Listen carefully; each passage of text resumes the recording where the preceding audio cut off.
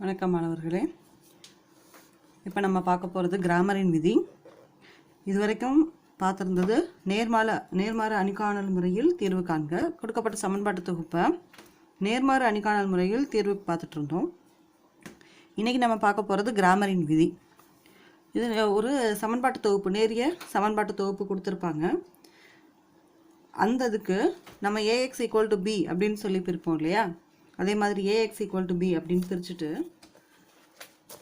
அதில் இந்த நேரிய சமன்பாட்டு தொகுப்பினுடைய இது கெழு, இது எக்ஸு. இந்த எக்ஸினுடைய கெழுக்களை நீங்கள் டெல் அப்படின்னு சொல்லி எடுத்துக்கிறணும்.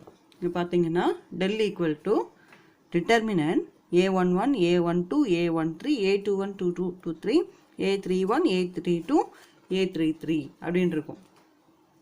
இது டெல்லுன்னு எடுத்துக்கிறணும். இதனுடைய அணிக்கோவை என்ன அப்படிங்கிறத கண்டுபிடிக்கணும்.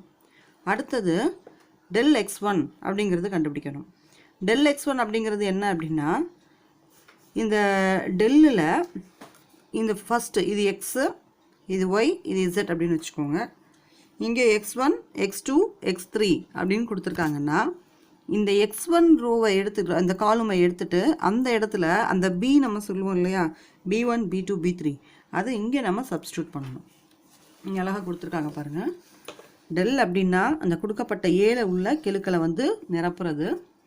டெல் 1 அப்படின்னா இது x1, இந்த இதை எடுத்துகிட்டு அந்த இடத்துல b1, b2, b3 போடணும். அது டெல் x1 அல்லது டெல் 1 அப்படின்னு சொல்லி குறிக்கலாம். அடுத்து டெல் 2 அப்படின்னா டெல் x2 இருக்கிற இடத்துல, டெல்லில் x2 இருக்கிற இடத்துல அந்த x2ங்கிற அந்த நிரலை எடுத்துகிட்டு b1, b2, b3 அந்த இடத்துல சப்ஸ்டியூட் பண்ணி இந்த அணிக்கோவையினுடைய மதிப்பை நம்ம கண்டுபிடிக்கணும். அடுத்து டெல் 3, அதாவது டெல் x3 அப்படின்னா அதே டெல்லில் x3யை எடுத்துகிட்டு அந்த இடத்துல b1, b2, b3 சப்ஸ்டியூட் பண்ணி அந்த அணிக்கோவையினுடைய மதிப்பை நம்ம கண்டுபிடிக்கணும். இப்போ மொத்தம் 4 அணிக்கோவையினுடைய மதிப்பு கண்டுபிடிக்க வேண்டியது இருக்கும். இது டெல் 1 அல்லது டெல் x1ன்னு சொல்லலாம், டெல் 2 அல்லது டெல் x2, டெல் 3 அல்லது டெல் x3 அப்படின்னும் சொல்லலாம். இப்போ x1 எடுத்துகிட்டு அந்த இடத்துல b1, b2, b3 போட்டால் டெல் x1, டெல்லில் x2 எடுத்துகிட்டு b1, b2, b3 போட்டால் டெல் x2, x3யை எடுத்துகிட்டு டெல்லில் x3 எடுத்துகிட்டு b1, b2, b3 போட்டால் del x3 R simply del 3 அப்படிங்கிறத சொல்லலாம். இப்போது இதுதான் முக்கியமான கண்டிஷன். இந்த இடத்துல டெல் என்ன ஆகிடக்கூடாதுன்னா 0 டெல்லினுடைய மதிப்பு, டெல்லுங்கிறது இப்போ டிட்டர்மினன்ட் தான், அணிக்கோவை தான். அந்த அணிக்கோவையினுடைய மதிப்பு நம்ம என்ன ஆகிடக்கூடாதுன்னா 0 ஆகிடக்கூடாது. இந்த குறிப்பில் பார்த்தீங்கன்னா சொல்லியிருப்போம். இது நம்ம சொன்னது தான். டெல்லில் equal to 0, del equal to 0 எனில் கிராமரின் விதியை பயன்படுத்த இயலாது. சரி, ஓகே. இப்போ அது கீழே ஒரு சம் பார்ப்போம். எடுத்துக்காட்டு 1.25. ஏற்கனவே நமக்கு அணிக்கோவை கண்டுபிடிக்கிறதுக்கெலாம் நல்லா தெரியும். இப்போ கொடுக்கப்பட்ட சமன்பாட்டு தொகுப்பு நம்ம எழுதுவோம். எடுத்துக்காட்டு 1.25. x1 minus x2 equal to 3, 2x1 plus 3x2 plus 4x3 equal to 17, x2 plus 2x3 equal to 7 என்ற நேரிய சமன்பாட்டு தொகுப்பை தீர்க்கவும் அப்படின்னு சொல்லி கொடுத்துருக்காங்க. இது கிராமர் விதிப்படி நம்ம இதை தீர்க்க போகிறோம். இதுக்கு ஃபஸ்ட்டு என்ன செய்ய போகிறோம் அப்படின்னு சொன்னால் டெல் எடுக்க போகிறோம். ஏஎக்ஸ் ஈக்குவல் டு பி அப்படிங்கிறத பிரிக்கணுங்கிறது இல்லை, நமக்கு இப்போ தெரியும். x1, x2, x3ங்கிறது இங்கே எக்ஸாக இருக்குது, ஏங்கிறது இந்த எக்ஸினுடைய கெழுக்கள், பிங்கிறது இந்த 3, 17, 7 அவ்வளோதான். சரி, இப்போது ஃபஸ்ட்டு நம்ம எப்பயும் பார்த்த டெல் என்ன அப்படிங்கிறத எழுதுவோம். டெல் அப்படிங்கிறது என்னென்னா ஃபஸ்ட்டு 1 மைனஸ் 1 0, x3 இல்லை அதனால் 0, இங்கே 2 3 4, இங்கே x1 இல்லை ஸோ 0, x2 1, x3 2 போட்டோம். இப்போ அணிக்கோவை எப்பயும் போல் எக்ஸ்பேண்ட் பண்ணுங்கள். அப்போ 1 6 minus 4 minus of minus 1 plus 1 4 minus 0 plus 0 into நம்ம கால்குலேட் 0 இன்ட்டுங்கிறப்போ அதை நம்ம கால்குலேட் பண்ணணுங்கிறது இல்லை, விட்டுறலாம். So 1 6 minus 4 is 2 plus 1 into 4 4 is equal to 6 not equal to 0. எனவே கிராமர் விதியை பயன்படுத்த முடியும். டெல் வந்து ஈக்குவல் டு 0வாக இருக்கக்கூடாது. அடுத்து del x1 புக்கில் வந்து del 1ன்னு கொடுத்துருக்காங்க. நம்ம del x1ன்னு போடுவோம். del x1 அப்படின்னா இந்த x 1 இருக்கிற இடத்துல அந்த கெழுக்களை எடுத்துகிட்டு அந்த இடத்துல 3 17 7 ஃபில் பண்ணணும். மீதி எல்லாம் டெல்லில் உள்ளதே. இதை எக்ஸ்பேண்ட் பண்ணால் 3 6 minus 4 plus 1 34 minus 28 plus 0 into நம்ம அதை கால்குலேட் பண்ண தேவையில்லை.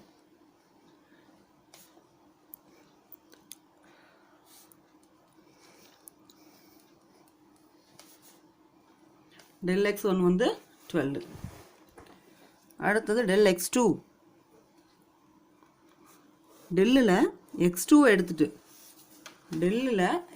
எடுத்துட்டு அந்த இடத்துல b1 b2 b3 சப்ஸ்டியூட் பண்ணோம் இல்லையா, அதே மாதிரி இங்கே பண்ணணும்.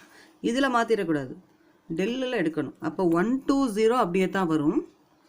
இந்த -1 3 1 பதிலாக 3 17 7 சப்ஸ்டியூட் பண்ணணும். நெக்ஸ்ட்டு 0 4 2 டெல்லியில் சேஞ்ச் பண்ணுங்கள், அவ்வளோதான். So 1 34 minus 28 minus 3 4 minus 0 plus 0 into calculate பண்ண தேவையில்லை. So 6 minus 12 equal to minus 6. Next del x2 sorry x3 same del 1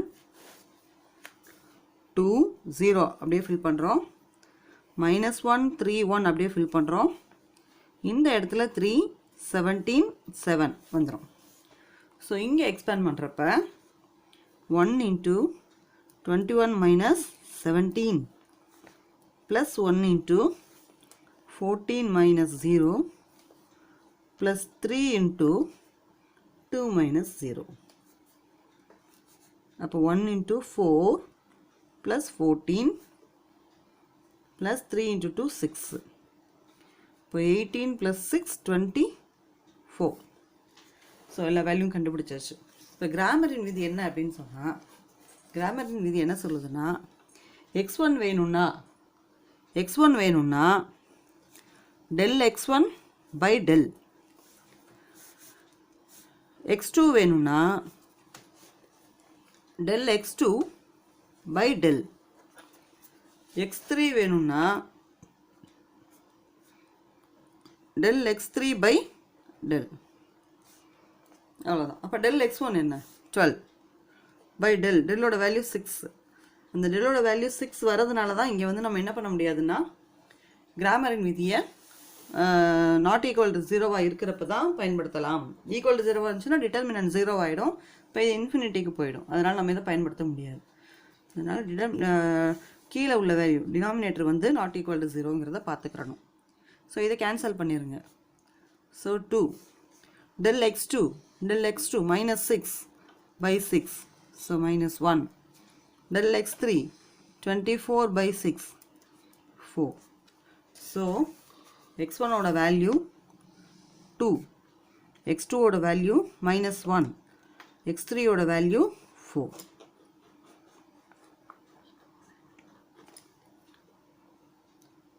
இதை செக் பண்ணிடலாம். இப்போ இந்த ஆன்சர் வந்து நம்ம கண்டுபிடிச்சது சரி. ஓகே, இப்போ இந்த சம் வந்து சரி பார்த்துடலாம். ஃபஸ்ட்டு ஈக்குவேஷன் வந்து x1 minus x2 equal to 3 அப்படின்னு சொல்லி கொடுத்துருக்காங்க. x1ஓட வேல்யூ நம்ம கண்டுபிடிச்சது 2, x2ஓட value -1. So 2 plus 1 equal to 3. So இங்கேயும் 3 3. இப்போ இந்த கணக்கு வந்து சரி பார்த்தாச்சு. அவ்வளோதான். இந்த வீடியோ முடிஞ்சிருச்சு. தேங்க்யூ.